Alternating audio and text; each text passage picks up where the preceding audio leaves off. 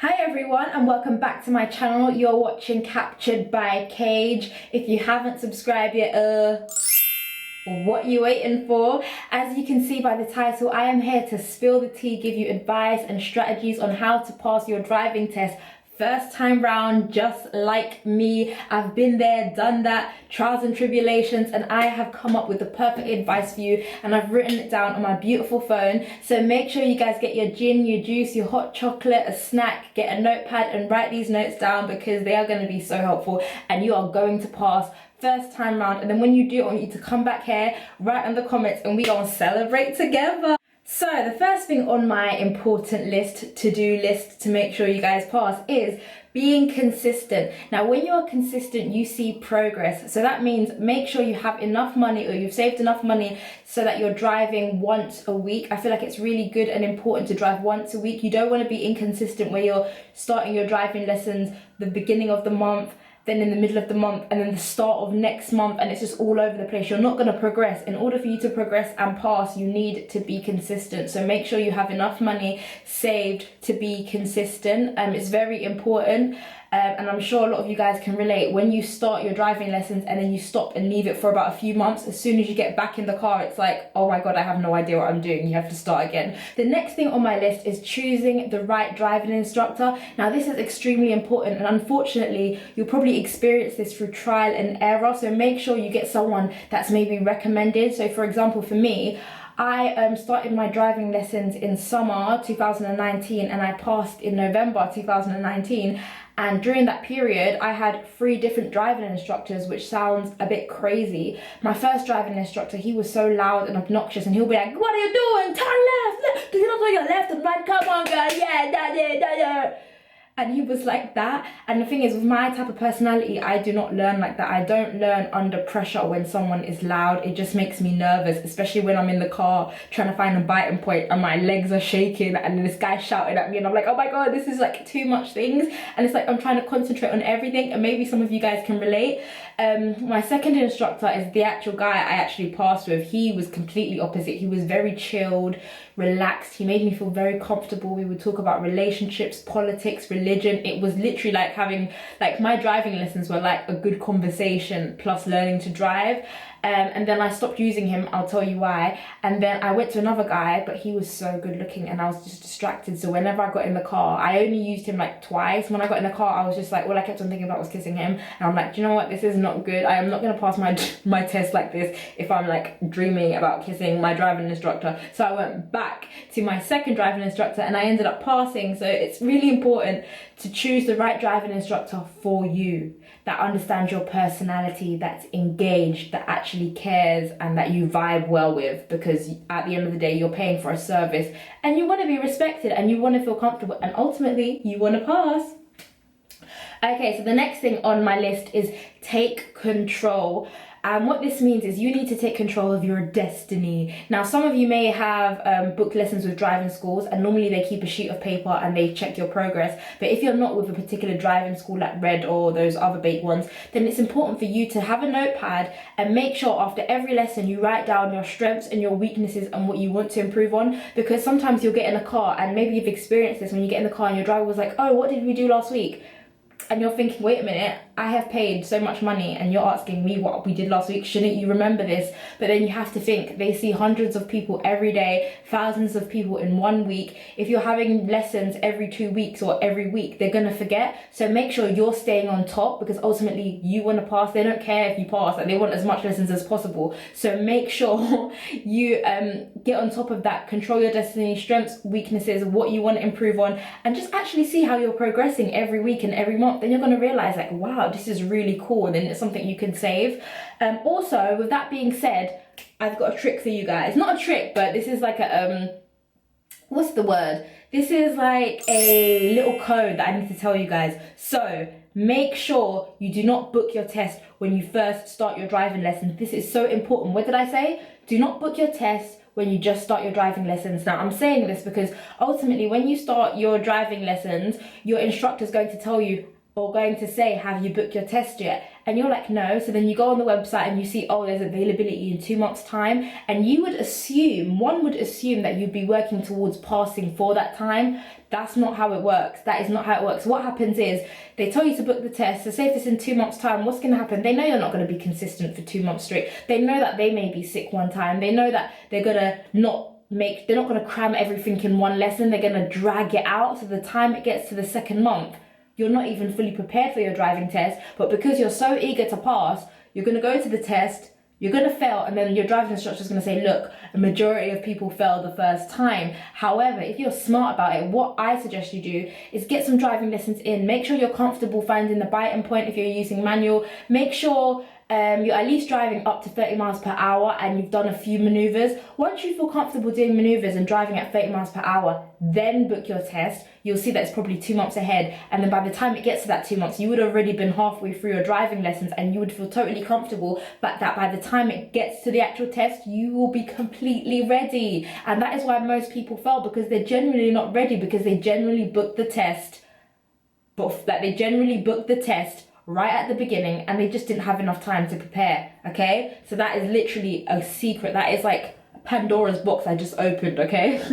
Okay, the next thing, so you've been driving for a while now, and like I said, you're taking control, you're seeing your strengths and weaknesses. Now it is the time to practice your test route.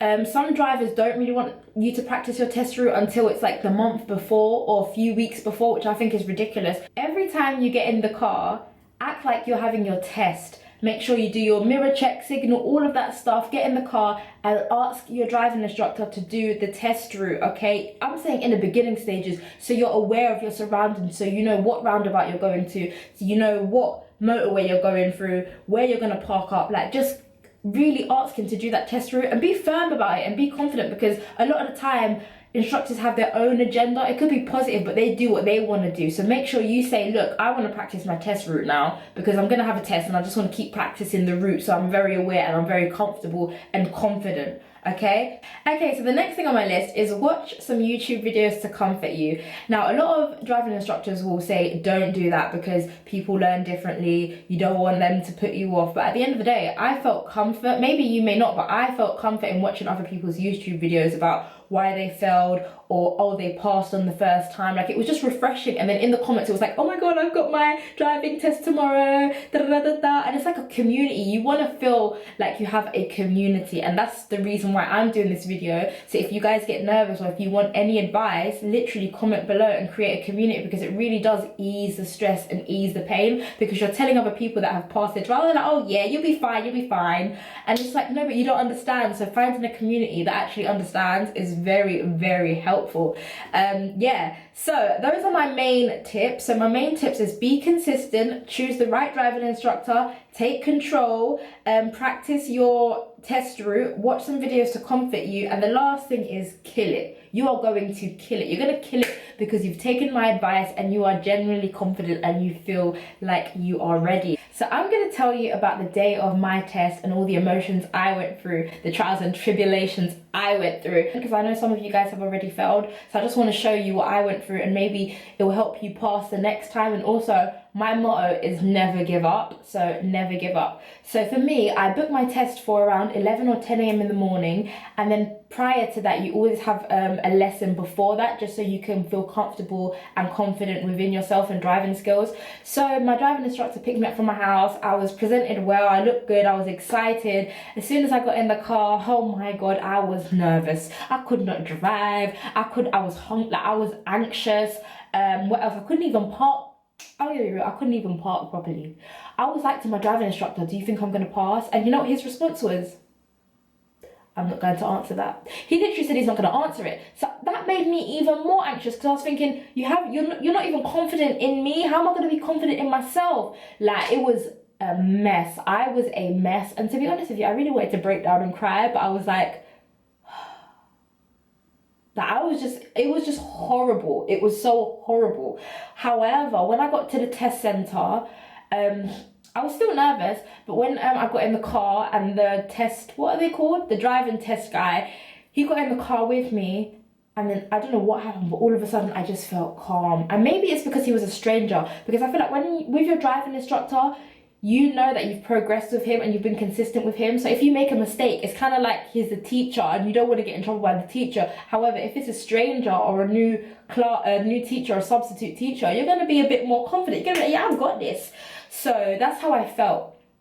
So maybe you can kind of trick yourself into feeling that as well. I was very calm. And not only that, the test guy, he actually sounded like a sat nav. He was like, turn left at the lights. Go straight up. Okay, you're going to turn right at the roundabout. He literally sounded like I wanted to bust up. I wanted to bust up so much. So that made me feel calm because I was thinking, don't laugh, don't laugh, don't laugh. But also I just felt just calm and I just wanted to do everything right. And ultimately, I just felt like he was a passenger in the car I was driving and I was comfortable because I knew if anything, like he doesn't want me to fail. Ultimately, he doesn't want me to fail. And if something bad was to happen, he's got the pedals on his side. So realistically, he'll stop it. Do you know what I mean? And I just want you guys to know that a lot of the times, people fail when it's not in their control. Like that guy that swerved in front of me, if he had swerved in front of me like 10 seconds later or 10 seconds earlier, there could have been an accident. He was stupid. And that's the thing.